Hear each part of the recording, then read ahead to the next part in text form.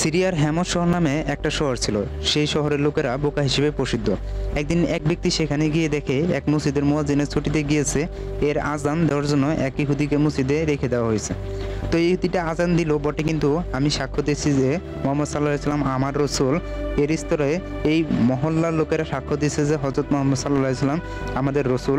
লোকটি অবাক হয়ে জিজ্ঞাসা করলো, আজানের শব্দে এ পরিবর্তন কেন? ইহুদি জবাব দিল, আমি মোহাম্মদ সাল্লাহ ইসলামের সাক্ষ্য দিতে পারি না, তাই এই কৌশল। তো এই হেম শহরের আরেকটি ঘটনা। এক মসজিদের ইমাম সাহেব নামাজ পড়াচ্ছিল, সব কিছুই ঠিকঠাক আসছিল, কিন্তু এক পাশ থেকে একটি পা তুলে রেখেছিল। এক ব্যক্তি জিজ্ঞাসা করলো, নামাজের মধ্যে এক পা তুলে রাখার অর্থ কি?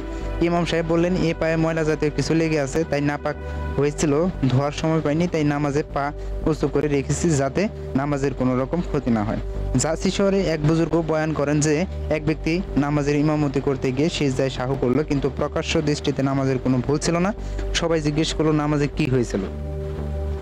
ইমাম সাহেব বললো, একটু হালকা বায়ু বের হয়েছিল, তাই সিজদায় সাহু করে নিলাম। সুতরাং এই ধরনের বোকামি সমাজে আমাদের আছে অনেক অনেক। তো অ্যাভেলেবেল আমাদের সমাজে কিন্তু এরকম বোকামি আছে। তো এরকম ইমাম সাহেব এরকম বুজুর্গ থেকে অবশ্যই সাবধান, বি কেয়ারফুল। আল্লাহ হাফেজ।